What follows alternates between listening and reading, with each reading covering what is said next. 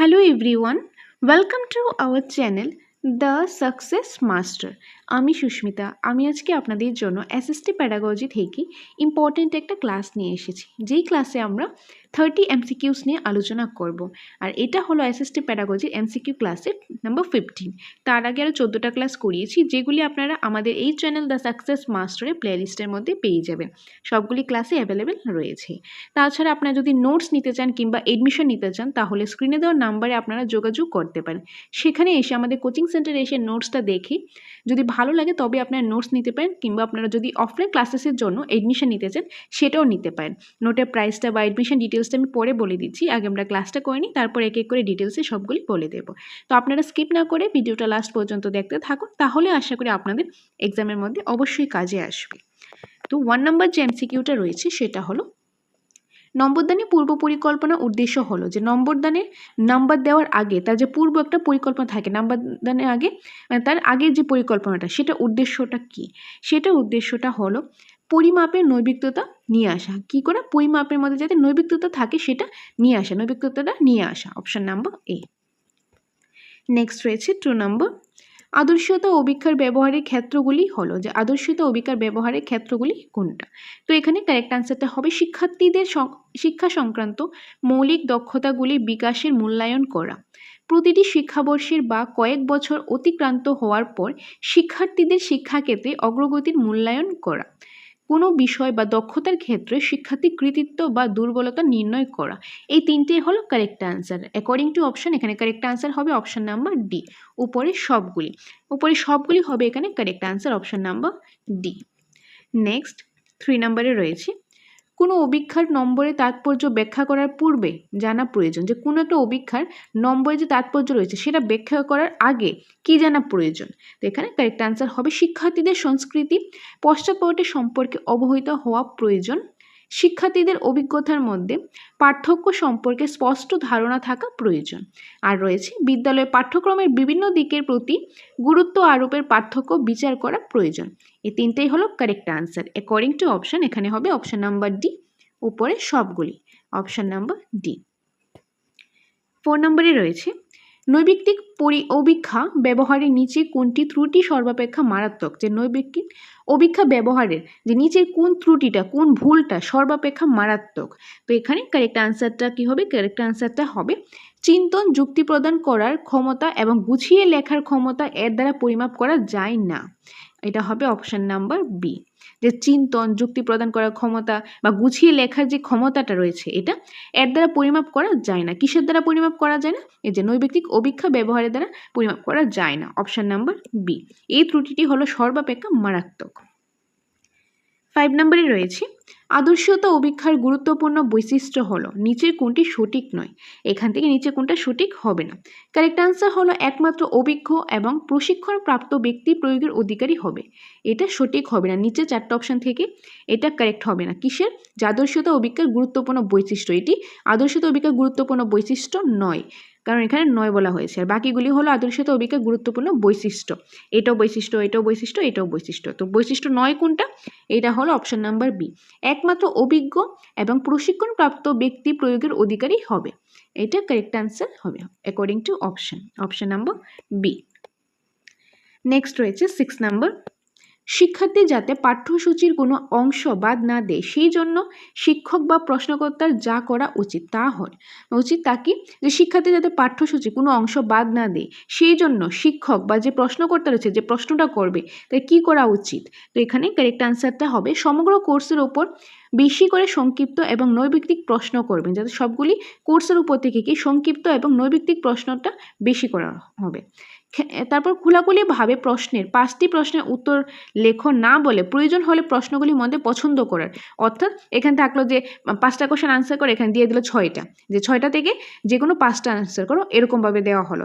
তাহলে স্টুডেন্টের কাছে অপশন থাকবে যে সে কোনটা আনসার করবে। কোর্সের মধ্যে বিভিন্ন অংশ বা উপ অংশের উপর গুরুত্ব নির্দিষ্ট করতে হবে। এই তিনটেই হলো কারেক্ট, যে শিক্ষার্থী যাতে পাঠ্যসূচি যাতে কোনো অংশটি বাদ না দেয় সেই জন্য শিক্ষক বা যে প্রশ্নকর্তা রয়েছে তাই কী করবেন, কী করা উচিত, যে সমগ্র কোর্সের উপর সংক্ষিপ্ত বা নৈর্ব্যক্তিক প্রশ্ন করবেন, তারপর খোলাখুলিভাবে প্রশ্নের যে 5টি উত্তর না লেখে এরকম না বলে মানে অপশন দেবেন যে 6টা কোশ্চেন থেকে যে কোনো 5টা লেখো বা 5টা থেকে যে কোনো 4টা লেখো, এরকম থাকবে। আর আরেকটা হলো কোর্সের মধ্যে যাতে বিভিন্ন অংশ বা উপ অংশের উপর যাতে গুরুত্ব নির্দিষ্ট করতে হবে। তো এখানে কারেক্ট আনসার কী হবে, অপশান নাম্বার ডি, উপরে সবগুলি, অপশান নাম্বার ডি। 7 নম্বরে রয়েছে অভিক্ষার ব্যবহারযোগ্যতার উপাদানগুলির মধ্যে নিচের কোনটি সর্বাপেক্ষা গুরুত্বপূর্ণ। কোনটা এখানে সর্বাপেক্ষা গুরুত্বপূর্ণ, এটা হলো কাঠিন্যের মান। অভিক্ষা ব্যবহারযোগ্য উপাদানগুলির মধ্যে নিচের সবচেয়ে যে সর্বাপেক্ষা গুরুত্বপূর্ণ সেটা হলো কাঠিন্যের মান, অপশান নাম্বার বি।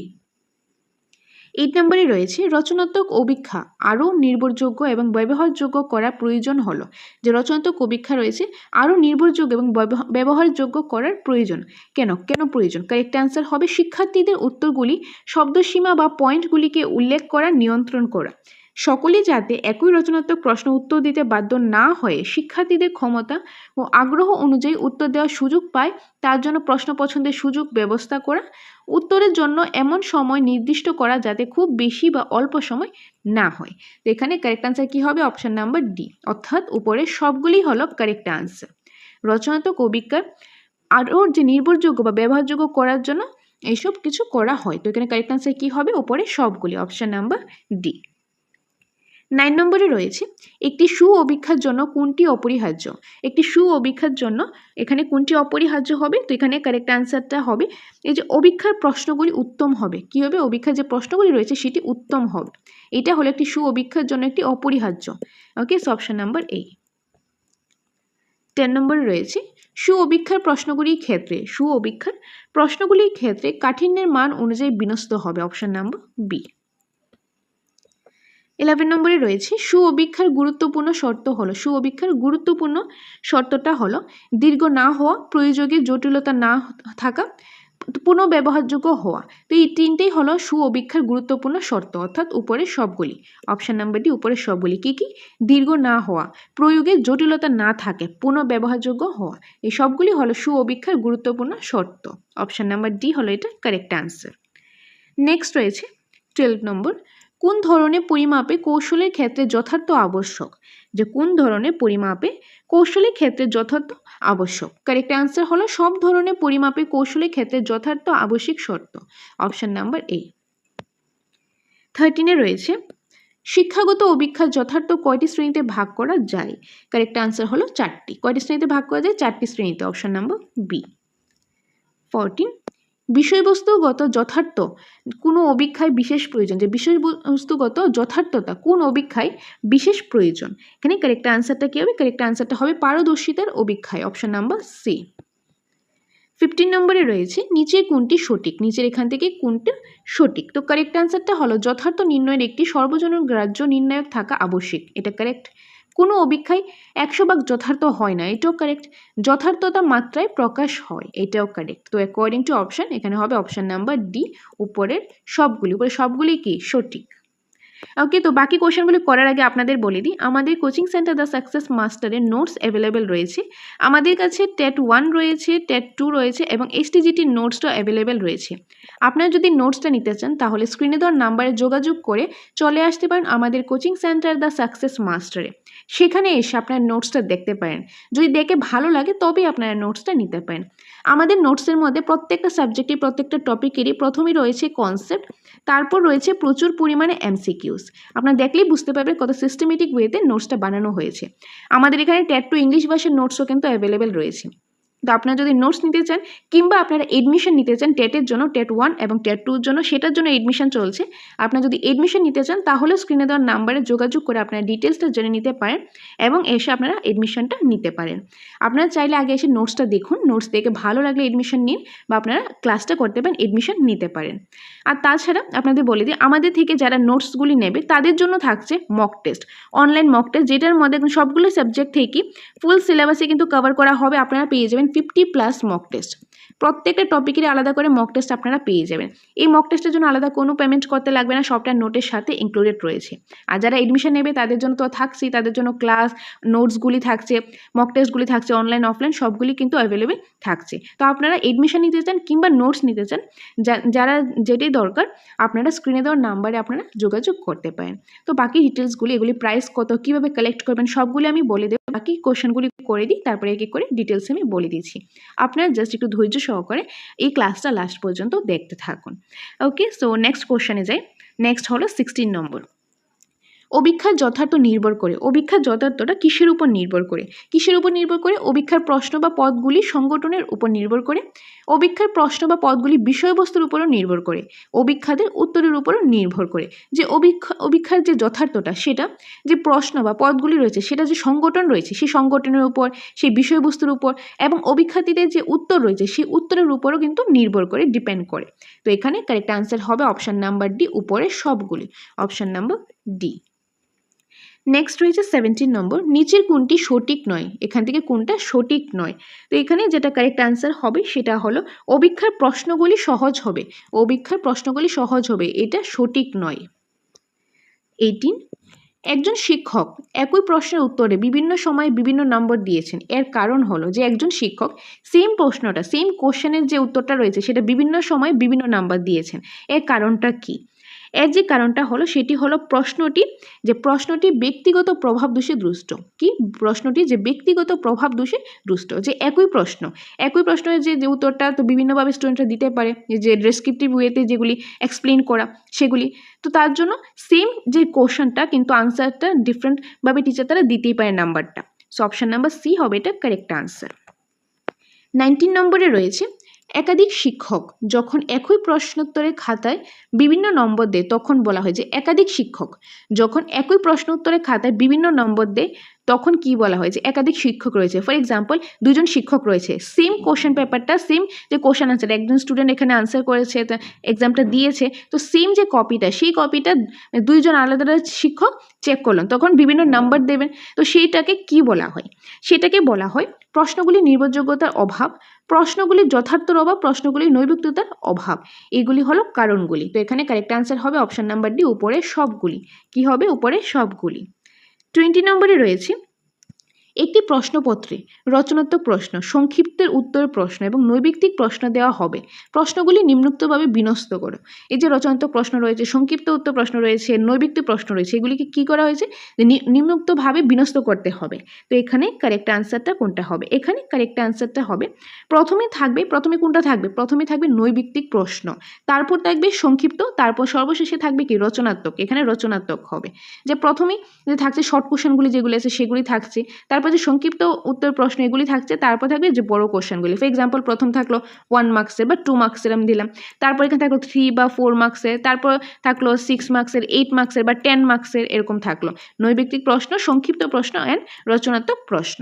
সেখানে হবে অপশন নাম্বার সি। 21, প্রশ্নের কাঠিন্যমানের সঙ্গে প্রশ্নের পার্থক্য নির্ণয়ের ক্ষমতা সম্পর্ক কি? And the correct answer is প্রশ্নের যে কাঠিন্যমান রয়েছে এবং যে তার পার্থক্য নির্ণয়ের যে ক্ষমতাটা রয়েছে সেটা সমমান বা প্রায় সমমানের হলে প্রশ্নটি উত্তম হবে, অর্থাৎ অপশন নাম্বার সি।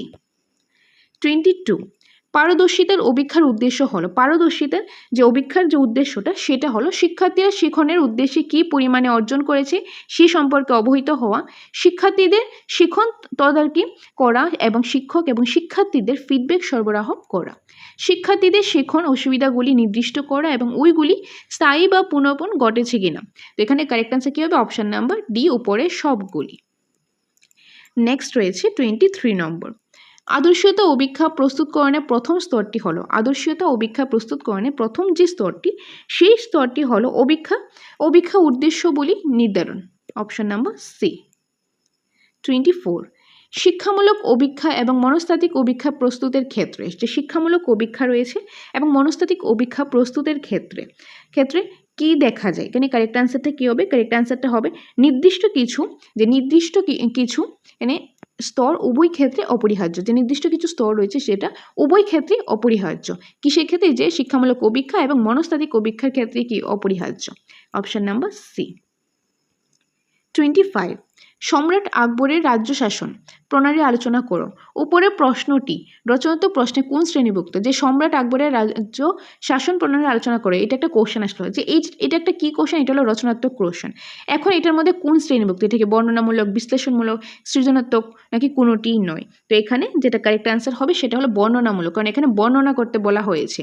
কি করতে বলা হয়েছে? বর্ণনা করতে বলা হয়েছে। এটা কি ধরনের প্রশ্ন? এটা হলো রচনাত্মক প্রশ্ন, তার মধ্যে কোন শ্রেণীভুক্ত? সেটা হলো বর্ণনামূলক। তো অপশন নাম্বার এ। 26 শিক্ষায় কেন্দ্র ও রাজ্য উভয় নিয়ন্ত্রণ থাকা উচিত, যুক্তি সহ আলোচনা করো। উপরে প্রশ্নটি রচনাত্মক প্রশ্নে কোন শ্রেণীভুক্ত? এই যে কোশ্চেনটা, এটা একটা রচনাত্মক প্রশ্ন, এটা এখন কোন শ্রেণীভুক্ত? তো এখানে এটা কারেক্ট অ্যান্সারটা হবে, এটা হলো বিচারমূলক। কি হবে? বিচারমূলক। যে শিক্ষায় কেন্দ্র ও রাজ্য উভয় নিয়ন্ত্রণ থাকা উচিত, এটা যুক্তি সহকারে আলোচনা করতে বলা হয়েছে। এটা হলো একটা বিচারমূলক কি বিচারমূলক কোশ্চেন, বা এটা যে রচনাত্মক প্রশ্ন রয়েছে তার যে শ্রেণীভুক্তগুলি রয়েছে তার মধ্যে থেকে এটা হলো বিচারমূলক। Option number C. 27 নম্বর নিরক্ষরতা দূরীকরণে একটি বাস্তব পরিকল্পনা করো। নিরক্ষরতা দূরীকরণে একটি বাস্তব পরিকল্পনাটি করো। উপরে প্রশ্নটি রচনাত্মক প্রশ্নে কোন শ্রেণীভুক্ত? এখানে কারেক্ট অ্যান্সারটা কি হবে? এটা হলো সৃজনাত্মক। সৃজনাত্মক। নিরক্ষরতা দূরীকরণে একটি বাস্তব পরিকল্পনা করো, এটা হলো রচনাত্মক প্রশ্নের কি? সৃজনাত্মক। Option number C. যেটা মধ্যে ক্রিয়েটিভ ওয়েতে থিঙ্ক করতে লাগে, ক্রিয়েটিভ ওয়েতে থিঙ্ক করে সেটা লিখতে লাগে। So option number C. নম্বরে রয়েছে পশ্চিমবঙ্গে বেকার সমস্যা দূরীকরণে 3টি প্রস্তাব দাও। এই যে কোশ্চেনটা, এটা হলো রচনাত্মক প্রশ্ন। রচনাত্মক প্রশ্ন এটা কোন শ্রেণীভুক্তের মধ্যে পড়ে? এটা হলো প্রয়োগমূলক। অপশন নাম্বার বি, প্রয়োগমূলক। কোন ধরনের প্রশ্ন এটা? এটা হলো প্রয়োগমূলক। নেক্সট 29 নম্বরে রয়েছে গণতন্ত্রের সুবিধা ও অসুবিধাগুলি লিখো। যে এটা হলো একটা কোশ্চেন। কি কোশ্চেন? রচনাত্মক প্রশ্ন। কোন শ্রেণীভুক্তের মধ্যে পড়ে? এটা হলো বিশ্লেষণমূলক। অপশন নাম্বার সি, বিশ্লেষণমূলক। নেক্সট কোশ্চেন রয়েছে সিআরসিতে কী ধরনের তথ্য সংরক্ষিত হয়?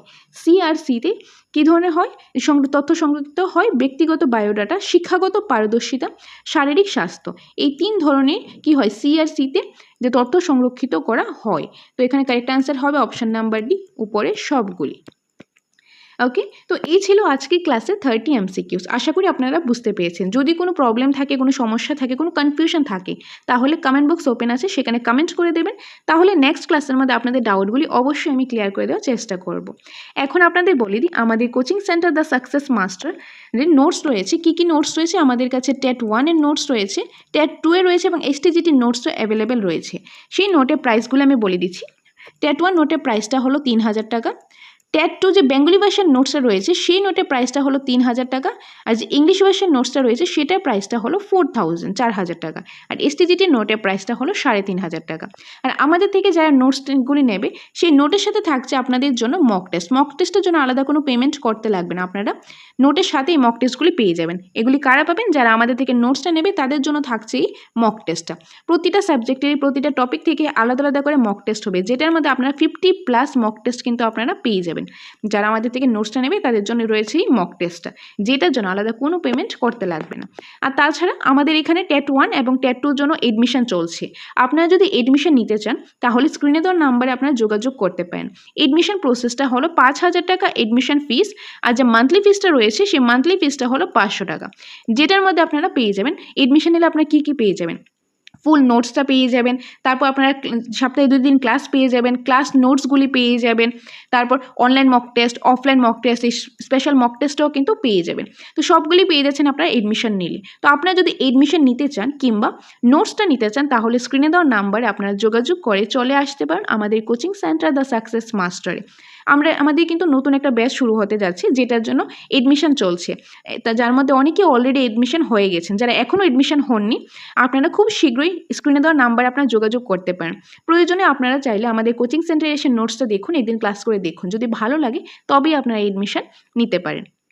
আমাদের কোচিং সেন্টারের মধ্যে অফলাইন ক্লাসেসের মধ্যে কিন্তু প্রত্যেকটা টপিকেরই প্রত্যেকটা সাবজেক্টেরই কিন্তু যে কনসেপ্ট সহ বোঝানো হয়, মক টেস্ট নেওয়া হয়, উইকলি মক টেস্ট নেওয়া হয়, মান্থলি মক টেস্ট নেওয়া হয়, আর ক্লাসেস তো আছেই, নোটসটা তো আছেই, সবগুলি কিন্তু অ্যাভেলেবেল রয়েছে। তো আপনারা আগে আসুন, দেখুন, যাচাই করুন, যদি ভালো লাগে অ্যাপ্রোপ্রিয়েট মনে হয় তবে আপনারা নোটসটা নিতে পারেন কিংবা এডমিশনটা হতে পারেন। তাছাড়া আর কোনো ডিটেলস জানা থাকলে বা কোনো কনফিউশন থাকলে স্ক্রিনে দেওয়া নাম্বারে আপনারা যোগাযোগ করতে পারেন। তো এটাই বলা ছিল, আর আশা করি আজকে ক্লাসটাও ভালো লেগেছে। যদি ভালো লেগে থাকে অবশ্যই অবশ্যই একটা লাইক করে দিন। আপনাদের লাইক কমেন্টে আমরা অনেকটাই মোটিভেট হই, আর আপনারা সাথে আছেন বলেই কিন্তু আমরা আপনাদের জন্য ইনফরমেটিভ ক্লাস নিয়ে আসতে পারছি। আপনারা এইভাবে আমাদের সাথে থাকুন, পাশে থাকুন। আপনাদের জন্য আমরা ভালো ভালো ইনফরমেটিভ ক্লাস আমরা আমাদের এই চ্যানেল দ্য সাকসেস মাস্টারে আমরা নিয়ে আসবো। তো আপনাদের সাথে দেখা হবে পরবর্তী একটা ক্লাসে। Thanks for watching.